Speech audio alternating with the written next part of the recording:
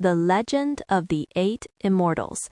Chapter 8. The Grudge of the Jiao and the Divine Matchmaker.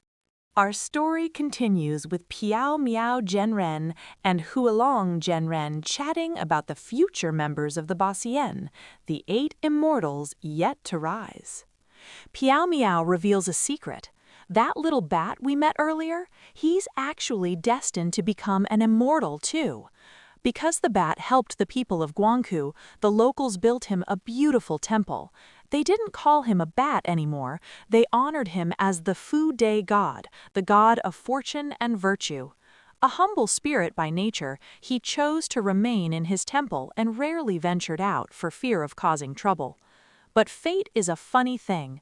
The bat became close friends with our old friend, the dragon Pinghe. Whenever the dragon came ashore to visit his mother's grave, he would stop by the temple to talk to him. Sometimes the bat would transform into a human and walk along the beach with him, two outsiders finding quiet companionship in the same lonely world. Unbeknownst to all, another Jiao lurked beneath the waves. Though his years of cultivation came after the old dragons, his mastery of dark arts was no less formidable. Watching Pinghe ascend toward divinity, the Jiao's heart burned with quiet, poisonous jealousy. One day, the Jiao wandered past the bat's temple. Inside, he saw a statue of a giant winged creature and, not knowing its true nature, mistook it for the sacred peacock said to dwell above the Western Buddha's crown. Without hesitation, he bowed deeply and offered an extravagant salute. But when he stepped outside and asked the locals who the god truly was, they burst into laughter. "Oh, that? It's just a bat that used to be a mouse." The Jiao's pride shattered in an instant. Humiliated and furious, he summoned the local earth deities and roared, "How dare you let a common pest sit on a throne? I just bowed to a rodent. You have 3 days to tear this temple down, or I'll burn the whole place to the ground." The earth deities were stuck between a rock and a hard place. They tried to warn him carefully.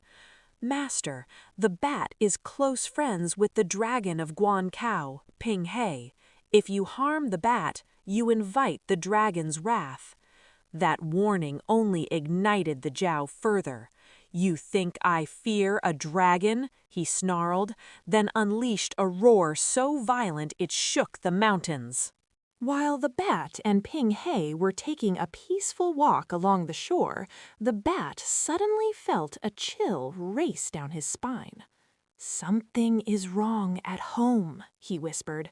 He rushed back, only to find his temple in ruins. The Jiao had smashed the statue, torn the shrine apart, and left nothing but wreckage behind. When Pinghe learned what had happened, his fury exploded. He didn't pause to plan. He shot back to the ruins at once and challenged the Jiao. The fight was legendary. Pinghe unleashed his dragon pearl and spat samadhi fire, divine flames that ordinary water could not extinguish. The Jiao, desperate, summoned half the ocean to drown the fire. It failed. Instead, the raging waters surged into the nearby farmlands, flattened villages, and ruined the homes of countless innocent people. Then the Jiao vanished, hiding in a deep underwater trench. Pinghe did something reckless, something only a dragon would consider reasonable.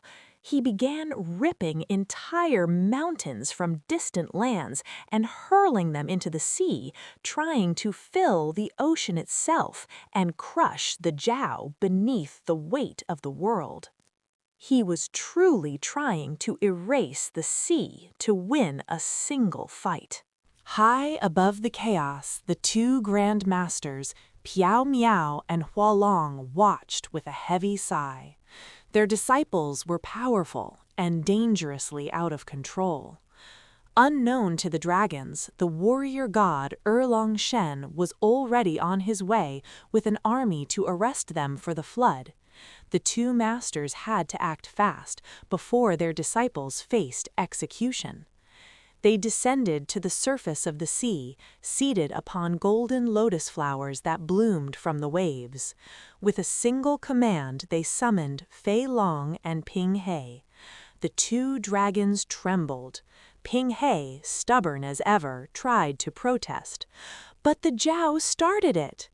Piao Miao silenced him instantly. Power isn't for bullying others or showing off, it's for protection. You nearly destroyed an entire ecosystem because your pride was wounded. Just as the masters were deciding how to punish the two dragons, suggesting they work off their crimes by serving a future king in the mortal world, a colorful cloud drifted in from the northeast. Seated upon the cloud was an old man with a long white beard, carrying a bag of red silk strings. It was Yue Lao, the divine matchmaker. What is the divine matchmaker doing at the scene of a magical disaster? Is he here to spark a romance or to forge a far greater match that will shape the future of the Baxian? The match is set. Destiny moves next. Follow us into the next chapter.